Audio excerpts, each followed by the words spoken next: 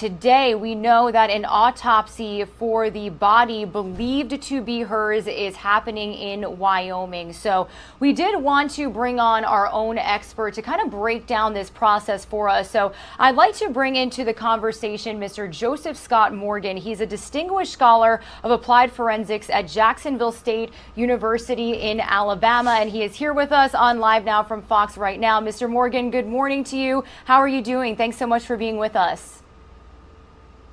I'm doing very well. Thank you for having me.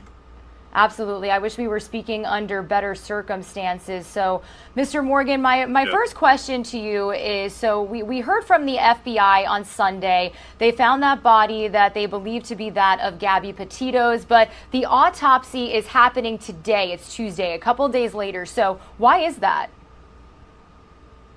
Yeah, I think that it's very important to remember how isolated this area is, Regina. This is not the type of case that these people are normally used to having. And so what they spent yesterday doing is gathering together every resource that would be available to them. And I'll just run down the list of players first off that'll be at the autopsy. Obviously, you're going to have a forensic pathologist. I imagine probably the top person that they have in Wyoming. More than likely, because of the time that this body has been down, you're going to have a forensic anthropologist. That's the individual that examines the bones. They will be present. In addition to that, more than likely, because ID is still an issue, you might have a forensic dentist or odontologist. And what's really good, if there can be any good part to this for the coroner's office there and the police, is that the FBI is already on the ground. So their evidence response team will be there, and they will physically be in the morgue, I would imagine, gathering all of the trace evidence. That's anything that's coming off the body, assuming that she was clad, and that's my assumption, in in a top and bottoms and all that sort of thing.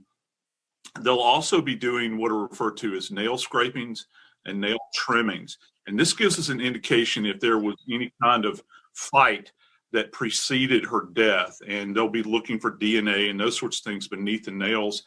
And of course, the pathologist will look for insults or injuries to the backs of her hands. And a lot of this is going to be compromised to a certain degree because of the decomposition. And I'm sorry to say that, but that's just the reality. So these are my three keys that they're going to be looking for. They're going to look for hemorrhage in the neck, okay, in the strap muscles that are right here, and of course the cartilage in the neck. How many times have we heard about that relative to Jeffrey Epstein, to see if she's been choked? And also the hyoid bone, that folks at home will just kind of feel this area up here. It's the only non-articulated bone in the body, and generally most of the time when it gets fractured, it's as a result of a strangling. They're going to look for depressed skull fracture, any kind of fracture to the skull. And also, I would imagine probably sharp force injuries, anything to do with a knife. I don't know that either of these people were in possession of a firearm. So those are my three big areas that I would look at relative to trauma. Now, Mr. Morgan, how closely can you narrow down the exact day and time of death when performing an autopsy? Yeah, that's the big question, isn't it? And it's what people have asked for years and years. Anytime someone like me shows up at the scene, and I don't have any specific ability to divinate that.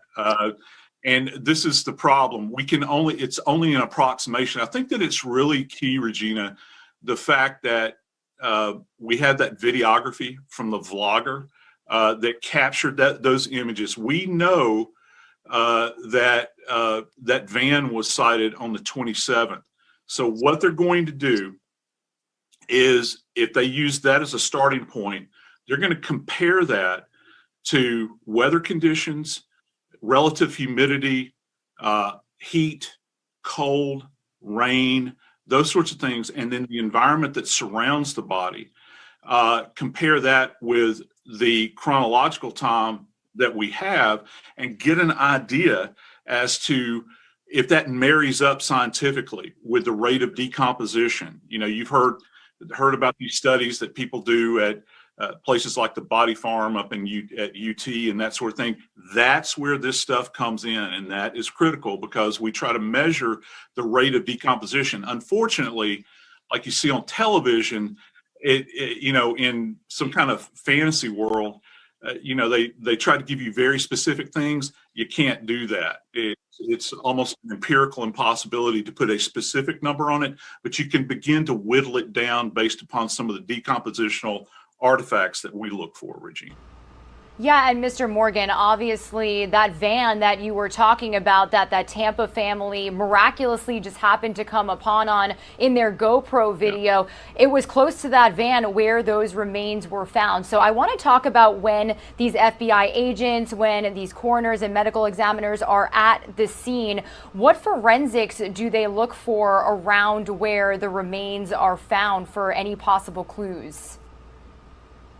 I got to tell you, Regina, one of the big things that you're going to look for initially, and this is significant in this case, is how the body is cared for in its postmortem state. And what I mean is that if some kind of fatal trauma has occurred, the individual that is in control of that situation, how did they actually treat the remains?